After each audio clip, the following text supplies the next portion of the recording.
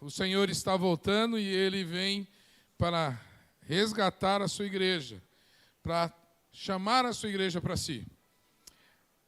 Hosana era algo que estava no coração da igreja primitiva, porque havia uma apreensão de que Jesus voltaria logo.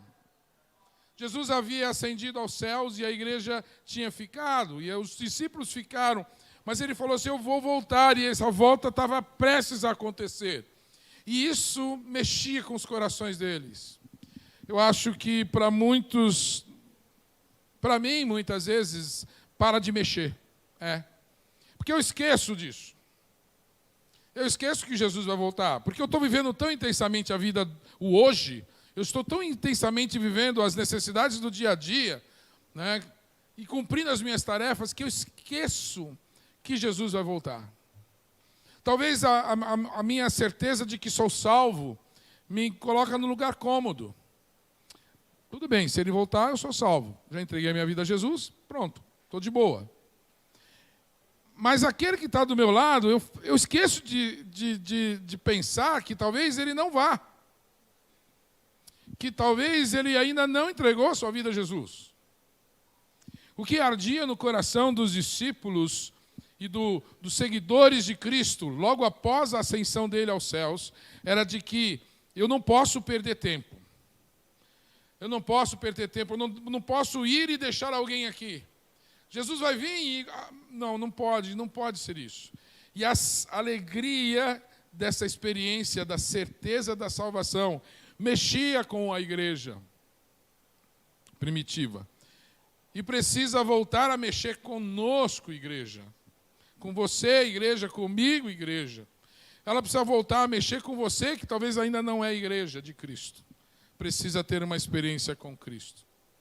Eu quero que você abra a sua Bíblia no livro de Atos dos Apóstolos, ou Atos da Igreja, Atos do Espírito Santo.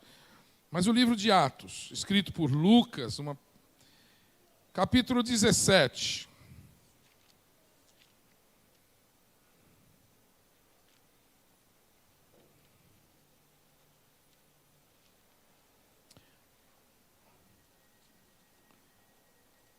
Diz assim Lucas, em Atos 17. Tendo passado por Anfípolis, Apolônia, chegaram a Tessalônica, onde havia uma sinagoga judaica. Segundo o seu costume, Paulo foi à sinagoga e por 3 sábados discutiu com eles, com base nas Escrituras, explicando e provando que o Cristo deveria sofrer e ressuscitar dentre os mortos. E dizia, este Jesus, lhes proclamo, é Cristo. Alguns dos judeus foram persuadidos e se uniram a Paulo e Silas, bem como muitos gregos tementes a Deus, e não poucas mulheres de alta posição. Mas os judeus ficaram com inveja, reuniram alguns homens perversos, dentre os desocupados, e com a multidão, iniciaram um tumulto na cidade. Invadiram a casa de Jasão em busca de Paulo e Silas, a fim de trazê-los para o meio da multidão. Contudo, não os achando, arrastaram Jasão e alguns outros irmãos para diante dos oficiais da cidade, gritando, esses homens que têm causado alvoroço por todo o mundo, agora chegaram aqui. E Jasão os recebeu em sua casa. Todos eles estão agindo contra os decretos de César, dizendo que existe um outro rei chamado Jesus. Vamos orar? Pai querido, Senhor Deus, a Tua Bíblia está aqui diante de nós. Mas não queremos ficar diante de letra, pois a letra mata. O Espírito do Senhor vivifica. Queremos ouvir o Teu Espírito. Queremos ouvir a Tua voz nesse momento. Não apenas ler letras, mas ouvir a Sua voz. Fala conosco, Deus. Em nome de Jesus. Amém. O verso 6. Estes que têm alvoroçado perturbado, o mundo, chegaram aqui. Quem é esse alvoroço? Toda uma estrutura religiosa daquela época estava sendo desmontada, sendo atingida pela mensagem de Jesus Cristo. A política estava abalada e atordoada. Desde João Batista, a política já vinha sendo combatida. Antes dele, os macabeus e outros povos que se ressurgiam contra insurgiam, insurreição, é isso aí, obrigado. Falei ressurgiam, não. Insurgiam contra o governo, contra Roma. E aquilo começou a crescer e Jesus vem e traz a sua palavra, a sua mensagem, o evangelho, as boas novas, a salvação, e transforma as pessoas. O seu amor, a sua compreensão, o reino de Deus é chegado, e havia isso. Olha, vocês fazem assim, mas no meu reino é diferente. O primeiro é o último. Aquele que quer mandar, ser superior, que sirva, seja servo. Isso aí, calma aí. Isso aí é coisa de loucura. É confuso demais. Mas é tremendo, é poderoso demais. Famílias. Vários comentaristas colocam o alvoroço como sendo uma ação de Paulo. Eles colocam assim, esses que têm alvoroçado é Paulo. É Paulo e quem estava com Paulo. Eu quero tirar logo isso. Não foi Paulo só. Paulo participou de algo que já estava acontecendo. O Senhor chamou Paulo e enviou ele para participar de algo que já estava acontecendo. Sabe, começou com o derramar do Santo Espírito de Deus. Em Atos, logo no capítulo 1, você tem lá o ensino de Jesus, depois a ascensão. Capítulo 2, a comunhão dos cristãos. No capítulo 3, Pedro prega com ousadia do Espírito. 3.000 batizados, e pouco, olha quanto, imagine uma cidade tendo isso, em praça pública, no dia de festa, a cidade toda ficou sabendo daquilo. Pedro e João perante o Sinédrio, o seu coração ali, a sua oração e a sua comunhão, a igreja estava vivendo isso em Jerusalém. Atos 4:2 diz assim, eles estavam muito perturbados porque os apóstolos estavam ensinando o povo e proclamando Jesus e a ressurreição dos mortos. E no verso 13, vendo a coragem de Pedro e João e percebendo que eram homens comuns e sem instrução, ficaram admirados e reconheceram que eles haviam estado com Jesus. No final do capítulo 4, depois de orarem, tremeu o lugar, porque eles haviam sido presos, em que estavam reunidos. Todos ficaram cheios do Espírito Santo e anunciavam corajosamente a palavra de Deus. Pessoas sem instrução, famílias e famílias, experimentando Deus, a ousadia de falar a palavra de Deus. Em Atos 5 continua, Ananias e Safira morrem diante do povo, porque mentiram a Deus. Os apóstolos curam e são perseguidos, mas não param de pregar, não param de curar, não param de fazer maravilhas, não param. Então eu vou falar para você, não pare. Qualquer pressão que você receba, qualquer crítica faz você parar, então não pare. Siga em frente, nunca pare. Sabe, não pode fazer você parar. As perseguições não podem fazer você parar. Os seus erros não podem fazer você parar. Não pare. A coisa continua, esse alvoroço de Jerusalém vai se expandindo. Lembre-se que a igreja foi recebida o Espírito Santo em meio a uma festa. A pregação foi pública. Todos que estavam naquela festa saíram para as suas cidades e levavam consigo uma narração daquilo que estava acontecendo em Jerusalém. E não poucos que eram crentes foram para as suas cidades, para as suas famílias, falar daquilo que estavam vivendo, daquilo que tinham vivido e estavam vivendo na sua família, no seu coração, na sua vida. O discurso de Estevão pregando com poder e glória, foi chamado ao sinédrio e pregou diante dos sinédrios, dizendo: vocês mataram a Cristo Jesus. E ele vai com ousadia, e eles se levantam contra Estevão, arrancam Estevão, jogam Estevão e apedrejam Estevão. Diante de Saulo.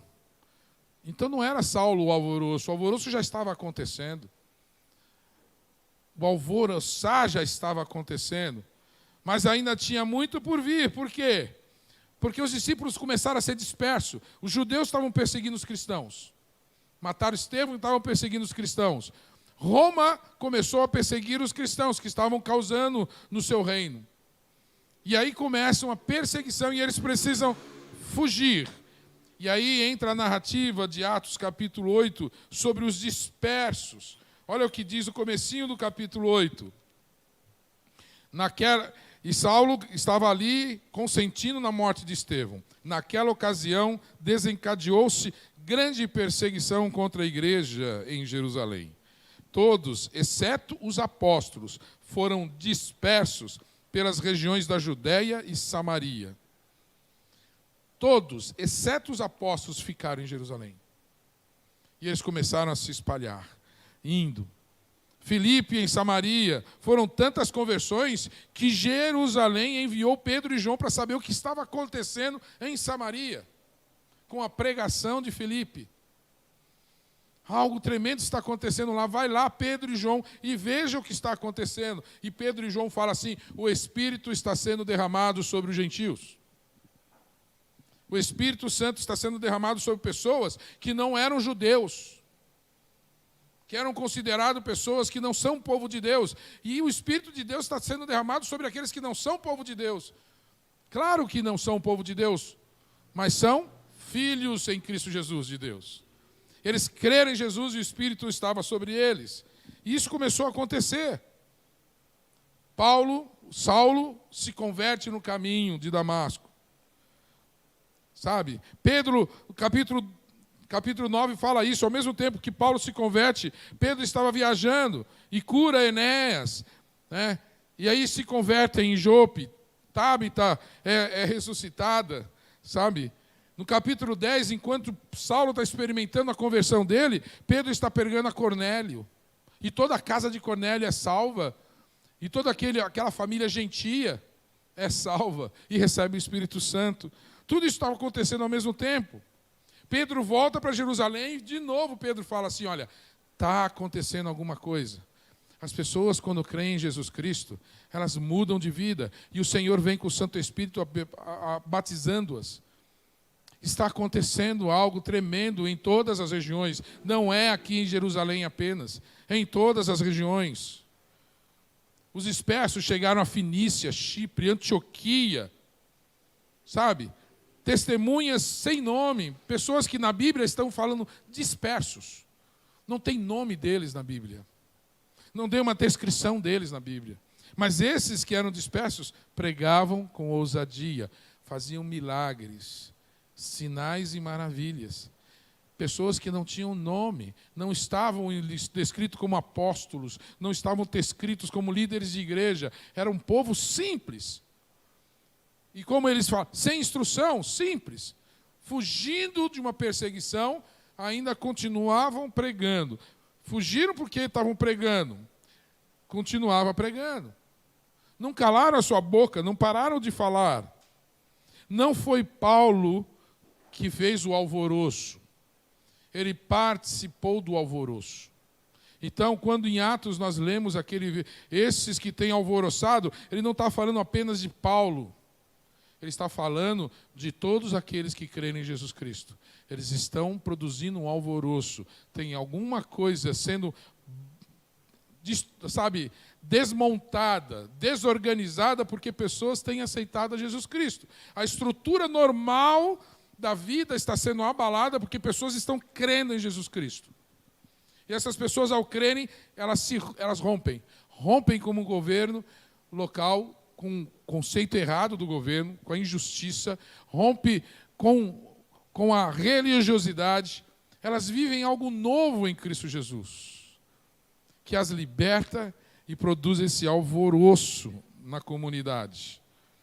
Mais tarde, Paulo vai afirmar que não são palavras, não é apenas pessoas e palavras, mas é o poder do Espírito Santo. Eu não venho, ele falou para os Coríntios, eu não estou vindo aqui para vocês como doutor da lei, eu estou vindo aqui com vocês como filho de Deus, como aquele que foi batizado com o Espírito Santo. Eu venho falar para vocês com o poder do Espírito, não com diálogo intelectual, nem religioso.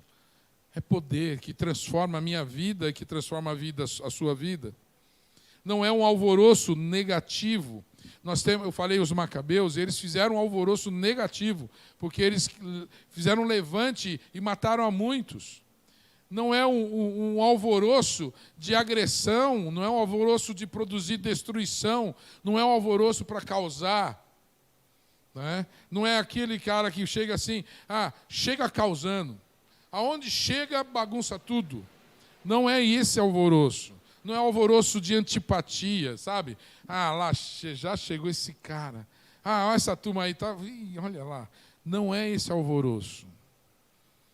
Não é esse alvoroço negativo, de perturbar, no sentido de negatividade, de prejuízo para aqueles que estão ali. Não é isso. E aí, se você, talvez, eu nunca fui assim, pastor, eu nunca fui de causar. Eu entro e saio e ninguém percebe nada. E aí eu vou dizer para você, cuidado, porque o não alvoroçar geralmente é pior do que o alvoroço negativo. Sabe, a nulidade é complicado. Ser morno é complicado. Sabe, causar alvoroço negativo é um prejuízo, mas não causar nada é tão negativo quanto o alvoroço negativo. O que mais, dizia Martin Luther King, o que mais me preocupa não é o grito, dos maus, mas é o silêncio dos bons.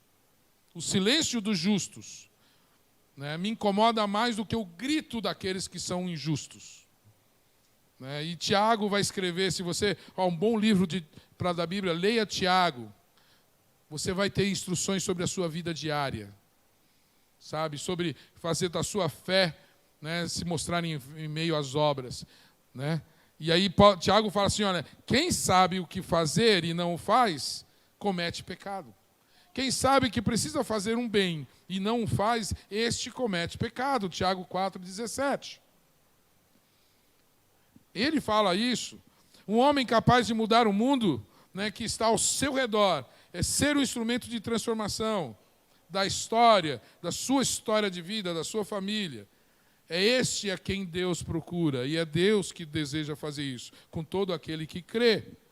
Paulo seguia em sua viagem missionária, participando dessa onda de alvoroço que estava acontecendo. Ele fazia parte disso, ele não era o precursor disso. Mas ele era alguém que falou assim, eu não quero ficar fora disso. Jesus me salvou. Quando Barnabé vai até Tarso e chama Paulo, fala assim, Paulo, vamos para Antioquia.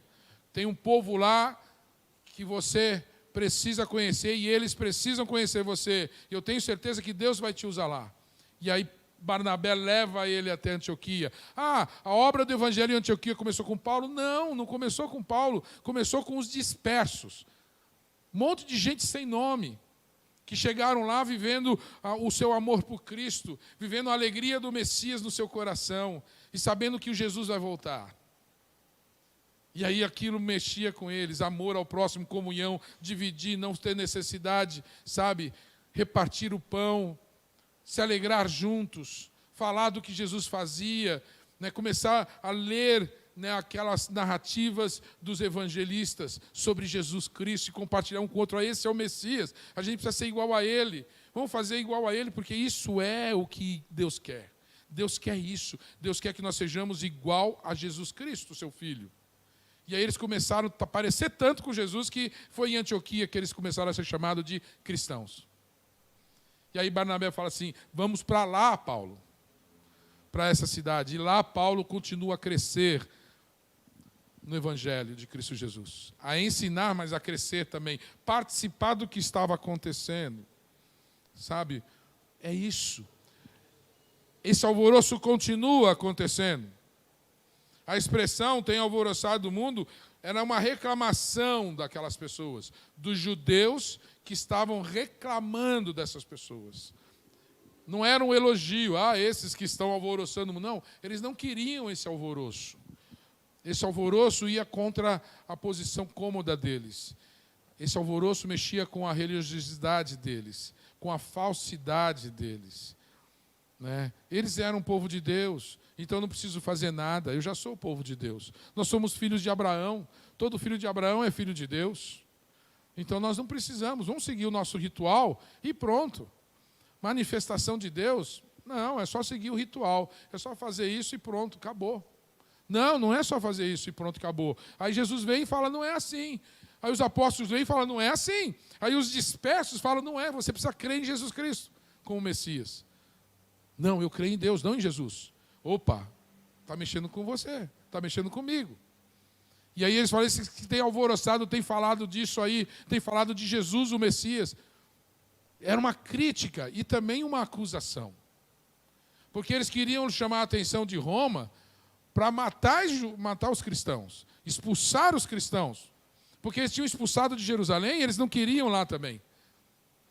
Então os judeus falaram assim, como aconteceu em Jerusalém, aconteça aqui, que esses sejam expulsos daqui ou mortos. E aí eles querem isso, porque eles estão alvoroçando, eles estão tirando o nosso comodismo. Eles estão mexendo com a nossa vida tranquila. Estão mexendo com a nossa hierarquia de autoridades, já estabelecida há séculos e séculos e séculos. E aí não quero isso.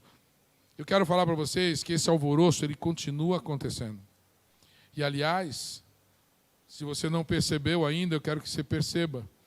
Você é cristão, é crente em Cristo Jesus, é chamado para participar desse alvoroço.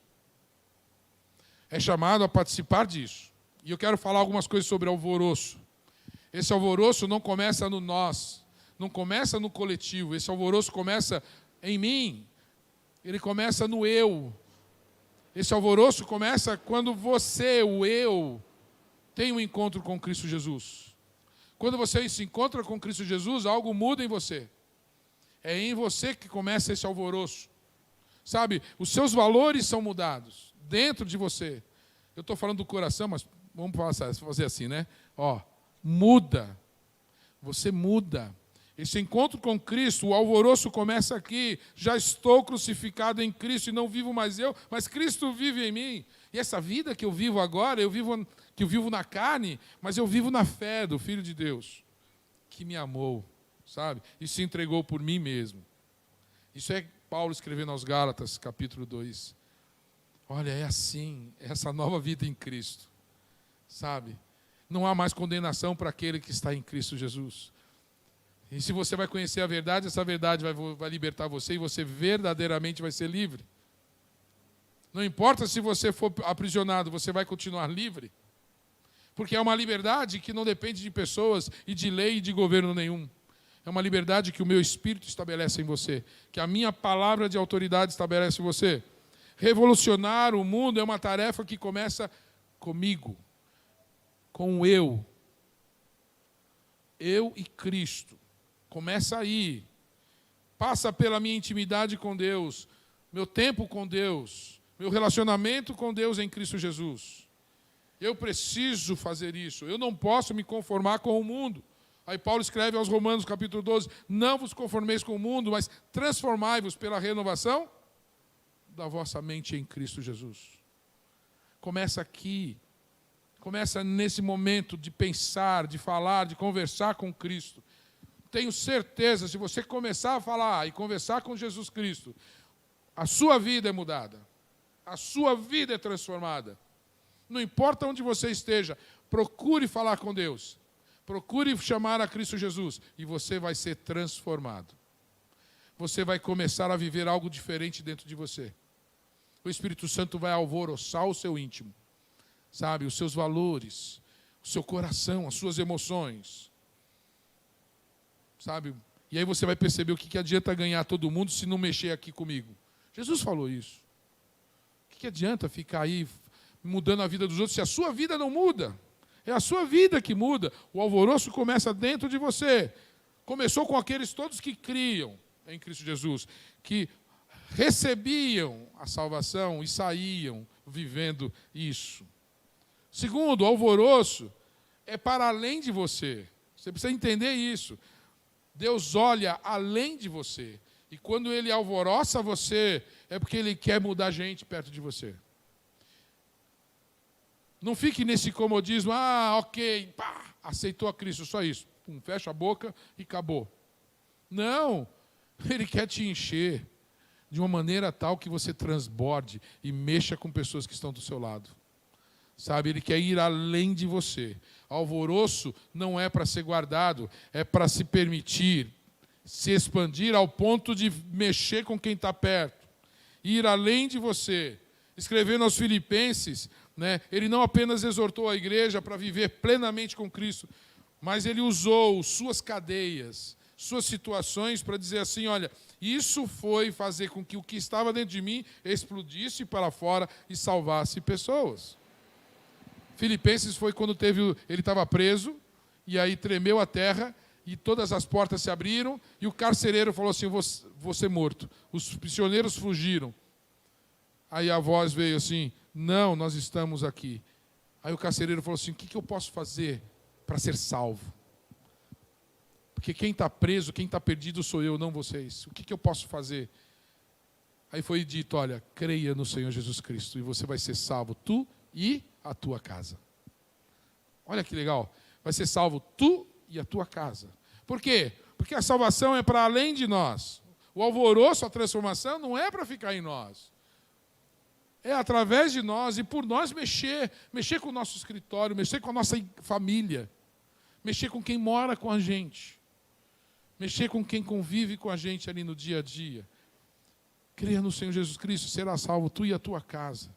Por quê? Porque você vai viver intensamente nisso. Eu tenho falado para tantas pessoas, orem juntos com a sua família. Orem em voz alta, sabe? Ore com seus filhos. O Ministério Infantil ensina tanto isso. Ore com eles na refeição, fora das refeições. Ore para dormir. Fale com Deus na sua casa. Fale com Jesus na sua casa. E você vai ver coisas acontecendo em você. Na sua família, sabe? É o que precisa acontecer isso. Segundo Paulo, tudo isso provém de Deus, que nos reconciliou consigo mesmo em Jesus Cristo. Olha que legal, essa reconciliação agora foi dada a nós. Nós precisamos viver uma vida de reconciliação, não uma vida de divisão. Não só nos reconciliarmos com Cristo, mas nós temos o ministério da reconciliação. Nós precisamos servir a Deus com a reconciliação. Dentro da nossa casa, entre os nossos familiares, dentro dos escritórios. Você não pode ser instrumento de divisão, de brigas. Você precisa ser instrumento de reconciliação, de comunhão. Porque é isso que o Espírito faz em você. A igreja precisa aceitar esse grande desafio na sua vida e olhar para fora de si, olhar para o mundo e para as pessoas que precisam disso. Não podemos deixar o mundo e as pessoas ao seu bel prazer, sabe? As suas próprias concupiscências. Não podemos fazer isso. Não podemos, precisamos orar por eles. Não podemos fechar os nossos olhos pela necessidade das pessoas, para uma estrutura maligna que existe. Ele quer isso mesmo, que se vire, que se dane. Pare com isso, em nome de Jesus. Mas eu não posso mudar a decisão dele. Não, você não pode mudar a decisão dele, mas você pode mudar a sua decisão. A decisão de amar ele, como Jesus te amou. Porque o alvoroço é esse. Jesus nos amou e nos leva a amar os outros, como ele nos amou. Sabe? E isso mexe.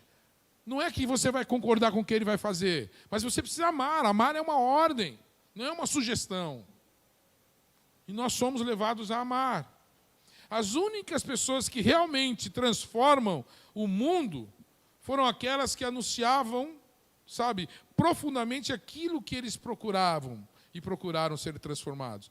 Se você é transformado nisso, você vai ser agente transformador disso. A sua palavra vai ter outro poder. Cristo vai te usar de maneira muito diferente, porque você permitiu isso. Esse alvoroço precisa continuar acontecendo. É a mentalidade do Mestre, é Jesus Cristo em nossa mente, operando em cooperação com a nossa mente. produzindo transformações no estado das coisas ao nosso redor. A mente de Cristo em nós nos leva, em cooperação com a nossa mente, não é anular a sua mente. Ela coopera com você. Nós somos cooperadores. Ele opera e nós operamos juntos. Ele faz e nós fazemos juntos. Não é só ele faz. Não, sou eu que faço. Tem a minha decisão. Tem o meu raciocínio. Tem a minha mente com a mente de Cristo. Não é que... Não. Você lembra como Paulo falou aos Gálatas? Já estou crucificado em Cristo e não mais vivo eu, mas Cristo vive em mim. E a vida que agora vivo na carne, olha, a vida que agora vivo na carne, vivo. Sim, em Cristo Jesus. Ele tem a certeza de que está vivo, vivendo na carne e tomando decisões. Por isso que ele fala, não sejam ouvintes apenas, mas praticantes da palavra.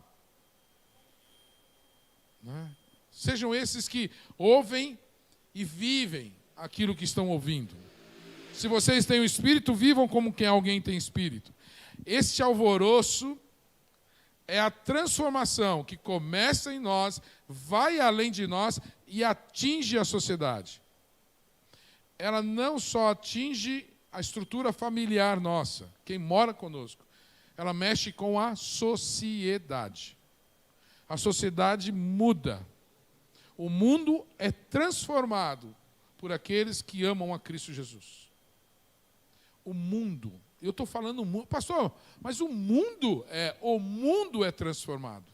A sociedade muda. Se as pessoas permitirem que este alvoroço transcenda a elas mesmas. Quando vai além de nós, isso muda escritórios, muda decisões de empresa, muda decisões governamentais, muda decisões de outras pessoas. De organizações são transformadas pelo alvoroço que Deus promove. Há uma pessoa que permite que isso transcenda ela mesma.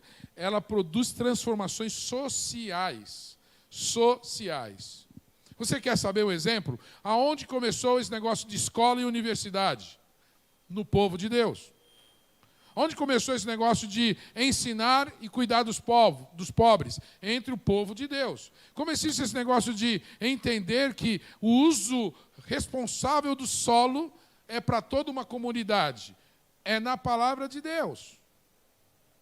Olha a responsabilidade social. Deus proibia as pessoas de colher. Você já ouviu falar isso? Acho que alguns já ouviram falar isso. O judeu era orientado por Deus a não colher perto da cerca. Se ele tinha vários pés de laranja ou de manga, ele não colhia o que estava perto da cerca. Por que ele não colhia perto da cerca? Porque aquele que estava no caminho, caminhando, parasse, comeria do fruto maduro. Teria o que comer. Então, aquele que tinha uma plantação, ele era responsável de socorrer aquele que estava peregrinando, aquele que estava caminhando na rua, ou os pobres que vinham para colher perto da divisa. Deus falava assim, olha, pense nos outros, não pense em si mesmo. Pense nos outros. Nós temos na palavra de Deus orientações para cuidado com o solo, deixe ele descansar, faça rodízio de plantação para que você não destrua o solo. Há uma responsabilidade pela natureza. O Espírito, a igreja de Cristo Jesus é chamada para transformar a natureza, a sociedade, a cuidar dos bens naturais, a ter responsabilidades uns com os outros, sociais, cuidando uns dos outros. Responsabilidade de não deixar a viúva sozinha, sem sustento, não deixar os filhos da viúva sem sustento, a família da viúva sem sustento. Numa sociedade onde a dignidade de alguém estava no seu marido. A sociedade era assim, não a palavra de Deus era assim. A sociedade era assim. E a igreja era levantada para o quê? Cuidar das viúvas. Qual é o verdadeiro evangelho? Cuidar das viúvas e dos órfãos. Porque a sociedade não cuida. Vocês, meus filhos, povo de Deus, igreja de Cristo precisa cuidar. Então, quer dizer que a igreja é a parte dos movimentos sociais? Não. A igreja é a raiz dos movimentos sociais. O amor de Deus às pessoas move os seus filhos e filhas a socorrer os outros. Pensa nisso, a sociedade é transformada pela ação do Espírito Santo em nós. Mas parece que a coisa acabou, né? Parece que a gente se acomodou com isso e não permite mais que isso aconteça. Será que esse assunto é um assunto só de livros? Será que esse assunto é só para os pesquisadores? Ou é para você e para mim, aonde nós estamos? Ou é para essa igreja em Jandira? Que mudanças sociais a gente tem promovido? Que transformações nas famílias nós temos promovido? Que mudanças as empresas onde nós trabalhamos fazem porque nós estamos lá? Mostrando o que Jesus quer. Será que o ambiente da tua empresa é transformado pelo Espírito Santo em você? Esse alvoroço está alcançando eles? Eu acho tremendo a acusação daquele povo. E a última coisa que eu quero falar sobre alvoroço está no final do verso 6 de Atos 17. Eu vou reler de novo.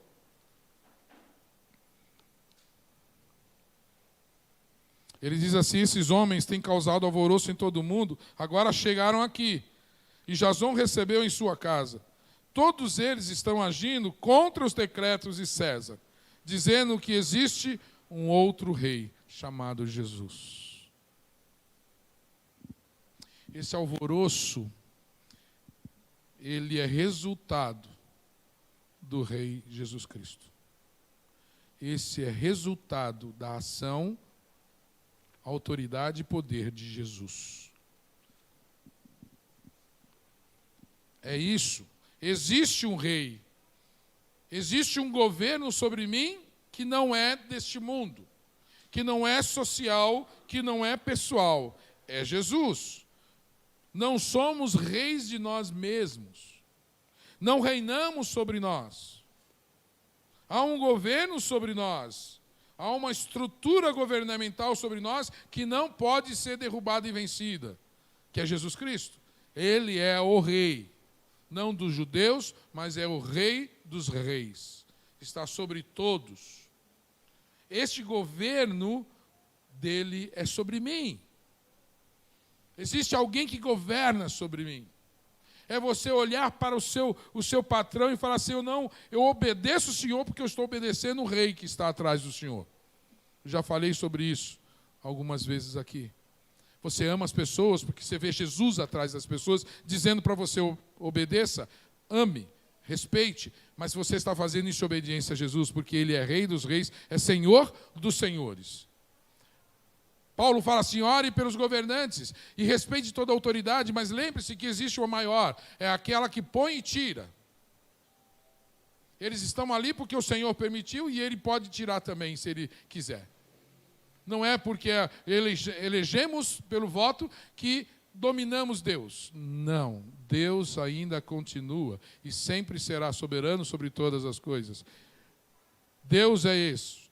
E Ele deu a Jesus Cristo poder. Todo o poder foi dado a Jesus Cristo, no céu, na terra e debaixo da terra, por Deus. E Jesus exerce esse poder. É esse rei que existe sobre nós. Essa mensagem, ela transforma, mas incomoda. Incomoda. Você pode falar o quanto você quiser. É o absoluto, é Jesus Cristo. Ele é rei e pronto. Alguém fala para mim: olha, não, você pode falar que isso não é pecado, que isso não é pecado, que isso não é pecado. Você pode falar muitas vezes, mas não vai fazer com que a vontade de Deus mude. Vai fazer a sua vontade mudar, mas a vontade de Deus não. Ele não muda por causa que a gente muda. Ele não tem mudança nem variação de mudança. Ele não faz a nossa vontade, é nós que fazemos a dele. Precisamos entender a dele e fazer a dele. Não é a sua decisão, é a decisão dele. Ele não se curva a você, você se curva a ele.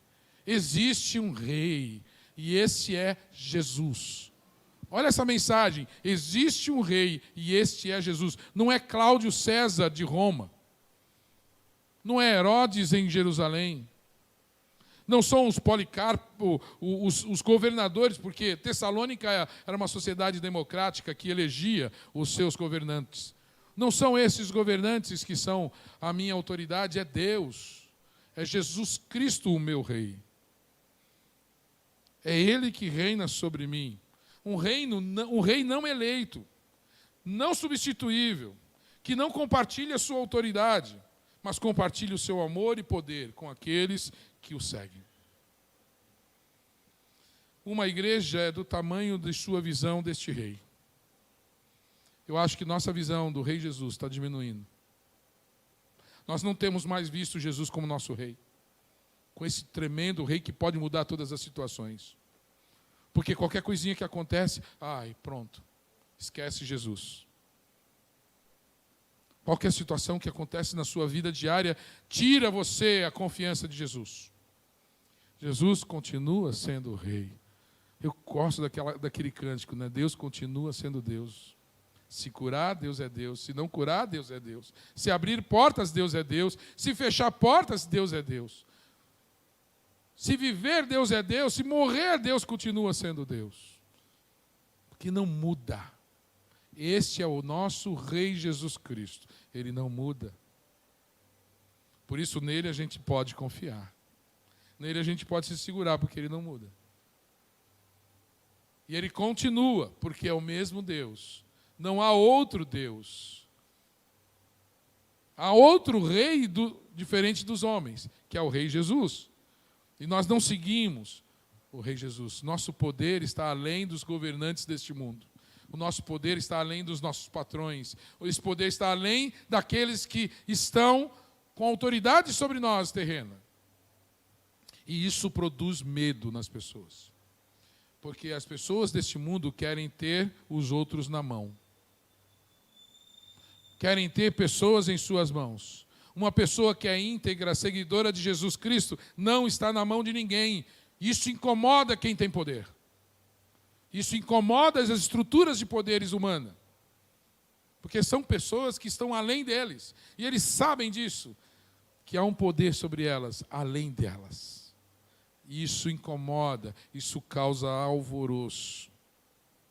Existe um novo rei, um rei de amor, um rei de paz. A obra missionária da igreja, do povo de Deus, gera frutos de uma mudança, de um alvoroço social tremendo. Tremendo. A prioridade, então, é permitir que o governo de Deus, que Jesus, que este governo se estabeleça na sua vida. É importante você largar o governo da sua vida nas mãos de Jesus. Convido você a dizer para Jesus: reina em mim, Senhor. Reina em mim. Tire o domínio da tua vida de Satanás. Retire ele. Como é bom orar com pessoas assim. Pessoas entregando a sua vida a Jesus e dizendo assim: não pertenço mais ao diabo, eu me entrego a Jesus. Não sou mais dos orixás, não sou mais dos espíritos, eu sou de Jesus. Não pertenço mais a mim mesmo, eu me entrego ao Senhor Jesus. Reina em mim, Senhor Jesus. Reina em mim. Esquecemos de falar isso para as pessoas. Esquecemos de viver isso em nós. Convido você a dizer agora: Senhor Jesus, reina em mim. Convido você a viver esse alvoroço dentro da tua vida, a ponto de você falar para os outros: quem reina sobre mim é Jesus Cristo, e eu obedeço Ele, e eu não vou me curvar às minhas próprias concupiscências, não vou me curvar às concupiscências da sociedade, eu me curvo ao Senhor Jesus Cristo, o Rei que governa sobre mim. Eu convido você a isso, experimentar isso em você, e deixar isso ir além de você, e deixar isso promover mudanças sociais, sabe, nas suas comunidades, a partir de você, na sua casa, a partir de você, sabe, no seu escritório, a partir de você. Faça isso, aonde você estiver. Não silencie, não fique calado. Não seja perturbador negativo.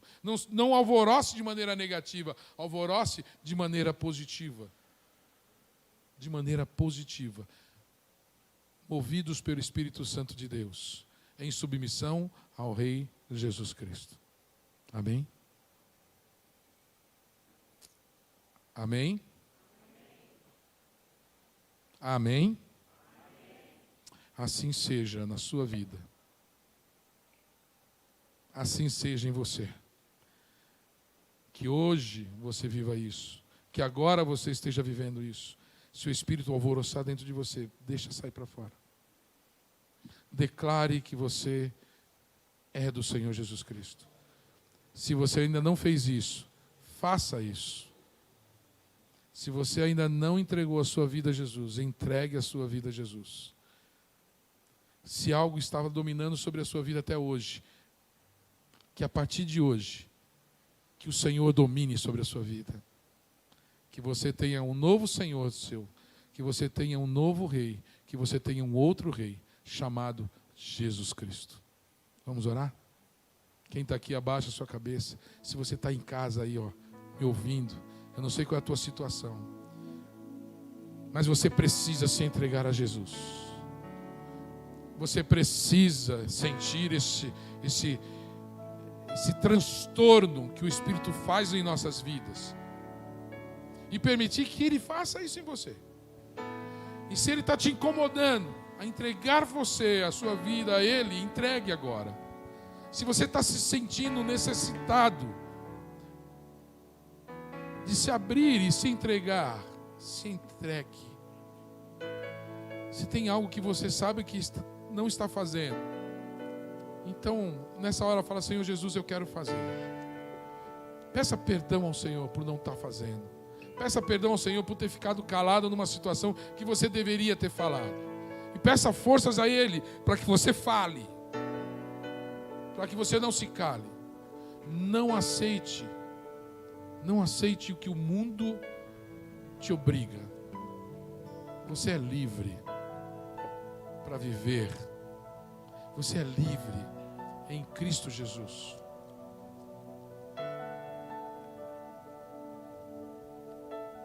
Entregue a sua vida a Jesus. Peça perdão a Ele. Senhor Deus, em nome de Jesus. O Senhor é o mesmo Deus de ontem, de hoje e vai ser o de amanhã. Foi o Senhor que nos amou. Foi o Senhor que nos criou e nos amou. Foi o Senhor que nos viu em pecado e nos chamou através do seu Filho Jesus. Foi Jesus que veio mostrar o seu grande amor por nós. Quero que cada um que me ouça deseje Jesus Cristo na sua vida. Pai, algo mexe comigo e mexe conosco, e nós sabemos que é o Senhor.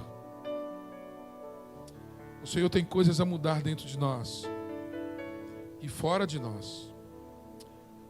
Nós entregamos o governo da nossa vida ao Rei Jesus Cristo. E que Ele faça, e que a sua vontade seja feita em nossas vidas, através das nossas vidas.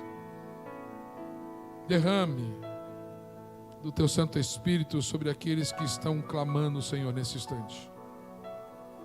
E um espírito de poder venha sobre eles, de amor, de paz, de reconciliação, de transformação.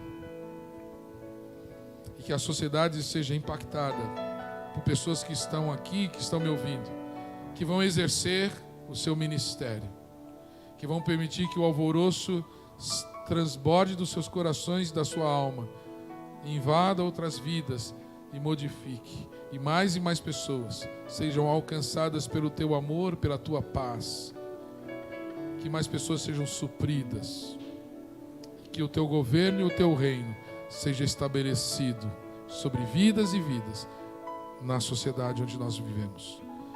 Nos ajude a mudar Jandira, Pai. Nos ajude a mudar as escolas onde nós trabalhamos, Pai.